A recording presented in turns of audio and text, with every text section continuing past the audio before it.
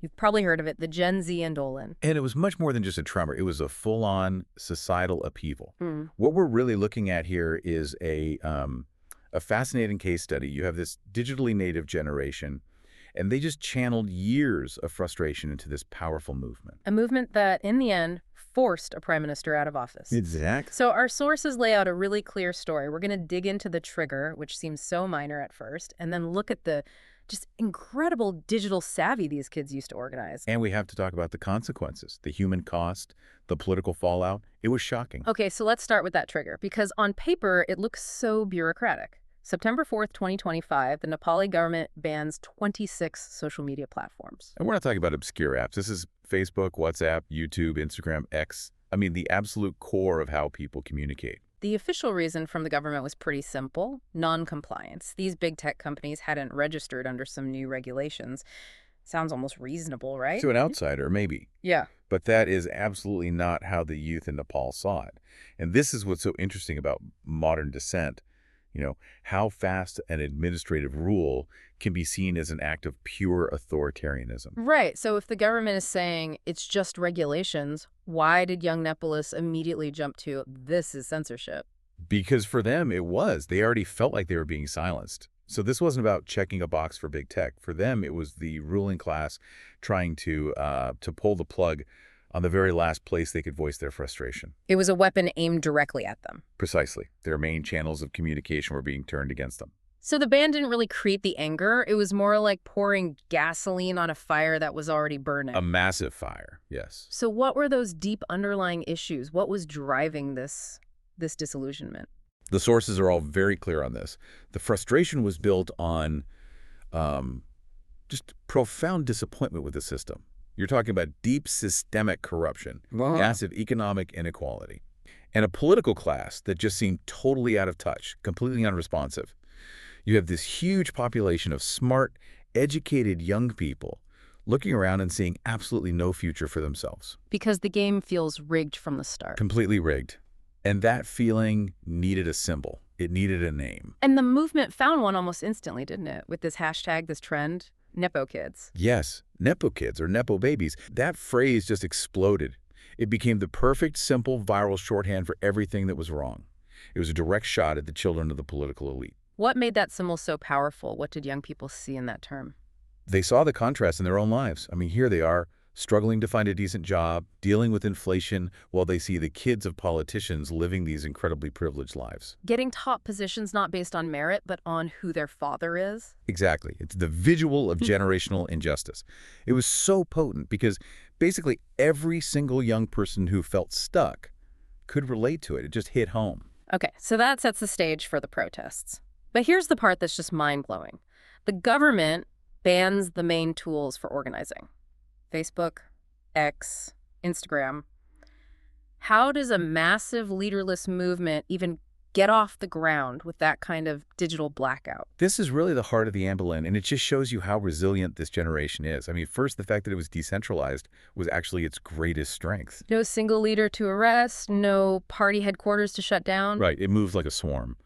But, you know, a swarm still needs to communicate. They had to get around the ban somehow. And they did. Oh, they did. Step one was VPNs, virtual private networks.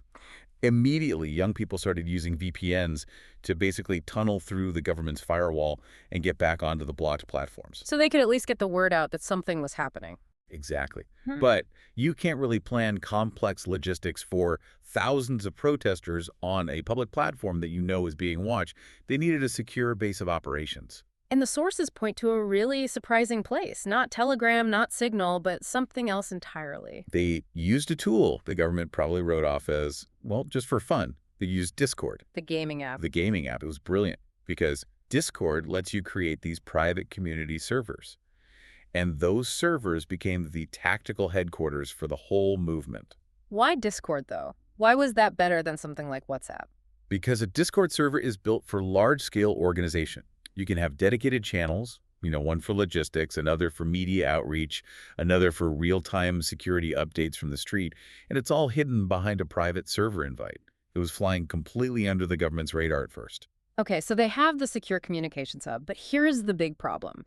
How do you get thousands of people into your secret Discord server if you can't advertise it on Facebook or X? And this is where they came up with that physical-digital bridge. They combined high-tech tools with something incredibly simple and low-tech. QR codes. See, QR codes, it was genius. They just printed out QR codes on pieces of paper and plastered them everywhere.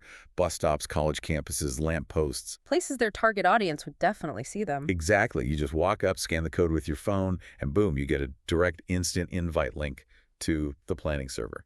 No public posts needed.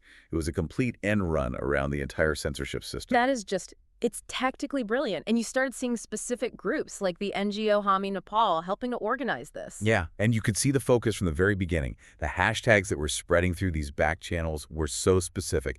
Hashtag #NepoKidsTrend, and the big one, hashtag Youth Against Corruption. The message was clear before a single protester hit the street. Which brings us to the confrontation, because the timeline here is terrifyingly fast. 4 days after the ban, the streets of Kathmandu fill up. September 8th. Thousands of young people. And you have to picture this. Many of them were still in their school or college uniforms. This was literally the youth rising up.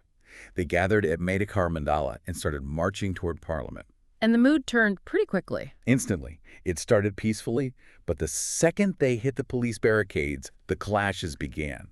And the security response just escalated at an alarming rate. What kind of force were they using against essentially a crowd of students? Well, it started with the usual things you see. Tear gas, water cannons. Then it escalated to rubber bullets. But the thing that shocked everyone, the thing that really turned this into a bloodbath, was when they started using live ammunition. Live rounds against students. Yes. Human Rights Watch put out statements confirming it. They said the police were firing indiscriminately into the crowds, and that's where so many of the deaths came from. That violence just poured more fuel on the fire. And it couldn't be contained. It wasn't just one bad day. No. The very next day, September 9th, it just exploded. The anger boiled over. You saw widespread arson, attacks on government buildings. Even the Parliament building was damaged. It was a physical manifestation of their rage against the state. Let's talk about the human toll, because the numbers are just staggering. This is what ultimately forced the government's hand. The figures are devastating. In just those first few days, Human Rights Watch confirmed at least 17 deaths in Kathmandu, but it kept going. By September 22nd, Britannica's numbers showed the death toll had reached 74, with over 2,100 people injured. This was a national crisis. And that immense pressure worked. The political consequences came fast. They had no other choice. The social media ban was lifted almost immediately. That was their first loss. But the big one, Prime Minister KP Sharma Oli resigned. A huge win for a movement with no leaders. And they brought in Sushila Karki, a former Chief Justice, as an interim leader to try and calm things down. Right. So if the immediate demands were met, the ban is gone, the PM is gone, did the movement just pack up and go home? No, not at all. And that's maybe the most important takeaway from this whole deep dive. Getting rid of the PM, lifting the ban, those were symbolic wins. The movement's real demands are so much deeper. They're structural. So what are they still pushing for? What's the end game here? It's all about anti-corruption. It's about accountability for that Nepo kids culture. They're demanding real, fundamental political reform, not just, musical chairs with the same old elites. They're essentially saying the whole system is broken. We don't trust any of you. That's it exactly. A total lack of trust in any of the existing political parties. They're demanding youth representation, a real seat at the table. But that brings up a really big problem, doesn't it? We said its leaderless nature was a strength at first, but when it comes to long-term change, how does that become a weakness? That's the paradox they're facing right now. Who do you send to the negotiating table? Who translates all that street anger into actual policy and law? There's a very real danger that the movement just burns itself out before it can achieve those deep reforms. And you start to see cracks forming internally, too. Of course. That's inevitable. Not everyone was on board with the arson and the destruction of public buildings, for instance. That became a real point of conflict within the movement. And what about accusations of opportunism?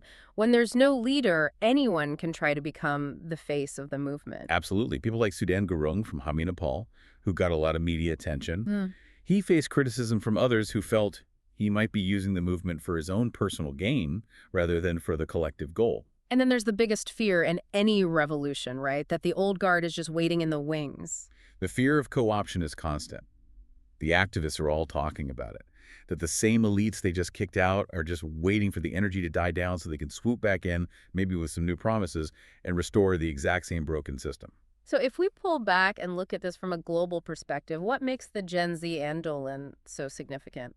I mean, it is without a doubt one of the biggest youth-led political movements in Nepal's recent history. But globally, it's a powerful signal. It confirms that Gen Z is politically engaged, they are digitally brilliant, and they are absolutely willing to risk their lives to challenge the systems they were born into. It's the perfect storm of digital resilience meeting systemic injustice. And that's why the name matters so much. Gen Z Andolan. It's tied to their identity. This is a generation that grew up online.